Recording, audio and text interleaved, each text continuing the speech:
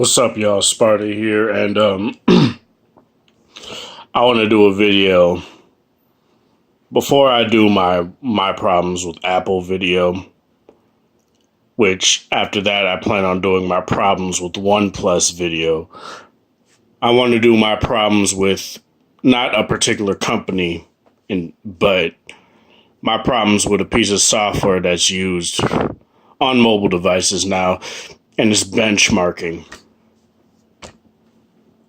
Now, sorry, I'm downloading something on Injustice 2 right now. Because Sub-Zero just came out. So, what the fuck? Oh, it's already been installed. And of course, my PlayStation has to update. Sorry about this.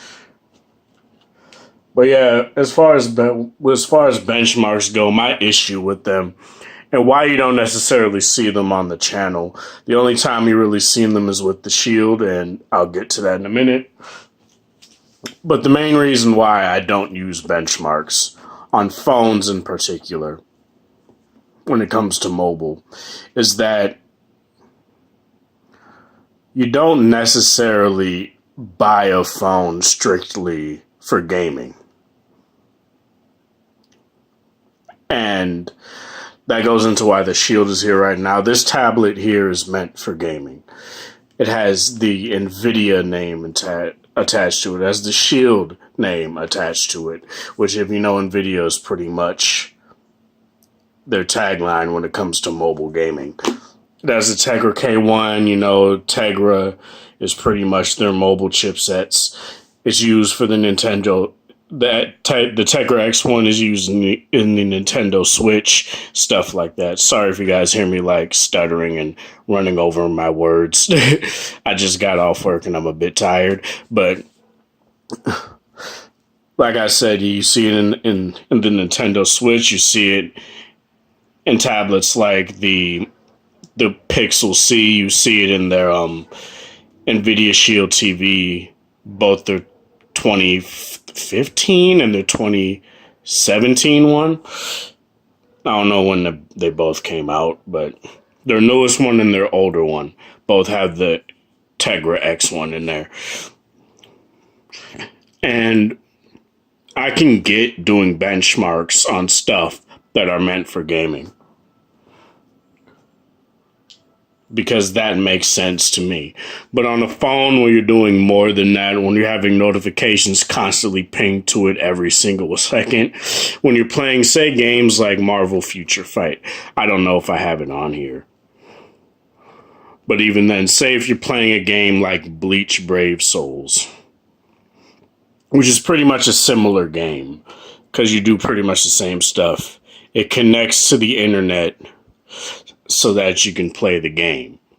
So you're constantly doing data transfer, data uploads and downloads to their servers so that you can play the game, right? Say you're doing stuff like that with your phone and whatnot. There's constant stuff that benchmarks don't take into account when it comes to what they measure. And that's pretty much what I'm trying to get at.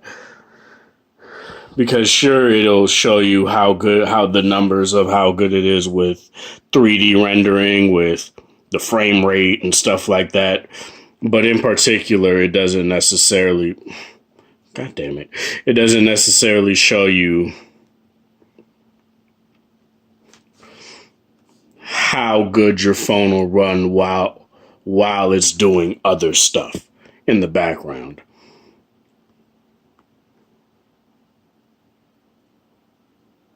And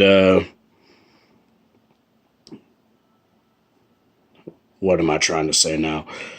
When it comes to stuff like the Shield, again, when it comes to gaming, I can see that, which is why that's pretty much the only video you saw me run benchmarks on it for. And pretty much for tablets, that might be the thing I do. But for phones, I'll just do the stuff you normally see in my reviews, as far as like You know, seeing how good the UI holds up as far as frame rate, seeing how many apps you could open at a time and still have it run relatively smooth, open and close apps quickly, how quickly it goes into a game and stuff like that. But as far as, benchmarks, as I said, it's just not my thing. I've never cared for it. And while this is going into my problem with OnePlus video, manufacturers tend to, I guess, if you want to say, cheat on their benchmarks, which I don't necessarily see. I don't necessarily see it that way. Because if they're boosting everything else in like the software to make it so that your gaming experience is optimal, I don't necessarily see that as cheating. Samsung did it with their Galaxy S4. OnePlus did it basically ever since the OnePlus One, I think. And nobody else is really like, if it comes out and you see that Apple is doing it with the iPhone or whatever, would you really care then? And it's like, if they don't give you true to life numbers as to what your phone can do in each and every scenario, then it doesn't matter. Plus, I'm not gaming on my phone 24/7, or not 24/7, a good amount of time. Like, at most, I'm playing like games that I could just like have run in the background without having to worry about, like say this game Idle Heroes, which I'm loading up now. This game basically just grinds shit in the background. And again, it connects to a server so that you can play the game. So not only is it loading all the graphics and stuff, it's also being able to see if it has an update, if it has all this extra shit, and it loads into your stuff. I'm not going to actually load the game right now. And also, as well as like Skullgirls, which is a fighting game, Injustice 2, Mortal Kombat X, Blaze Blue, those fighting games, which are graphics intensive in their own certain way, but so long as the phone can hold up, like the true benchmark I do is I play a single game, I play a specific game that is graphically intensive. Like with my V20, when I first bought the Lords of the Fallen mobile game, I played it for at least 5-6 hours straight. And by the time I was done, this was on like, I want to say 30-40%.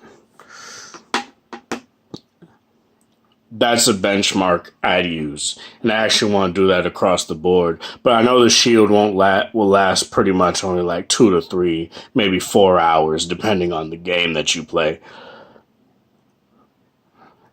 And a lot of that has to do with the chipset as well. And that is not necessarily due to the optimization of, battery life and stuff like that. So keep that in mind.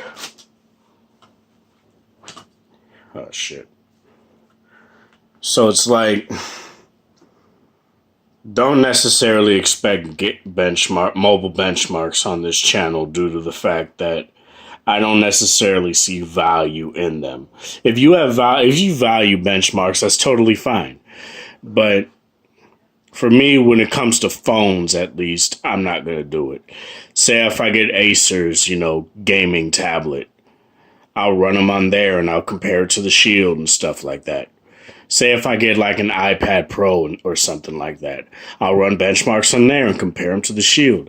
And I use the Shield because it's pretty much the gaming tablet right now as far as Android goes. And it's like, don't get me wrong. As I said, if you value benchmarks, that's cool. I just personally don't. So don't get mad at me in the comments, but as far as that goes, that's it for this video. Let me know what you guys think of benchmarks. Let me know what you guys feel about them. Do you guys hold value in benchmarks? Do you think they should just not be a thing? And that's pretty much it, honestly. This is Sparta. Thank you guys for watching. Thanks for the support. And once again, Apple is next, unless I just see fit that I want to do OnePlus first, because I'm honestly feeling more passionate about saying doing OnePlus first than going to Apple. But yeah, let me know if you want to see Apple or OnePlus first. This is Sparta. Thank you guys for watching. Thanks for the support. Thanks for over 200 subscribers, and I hope you guys have a wonderful Tuesday evening, or whatever day or time of day it is in your area.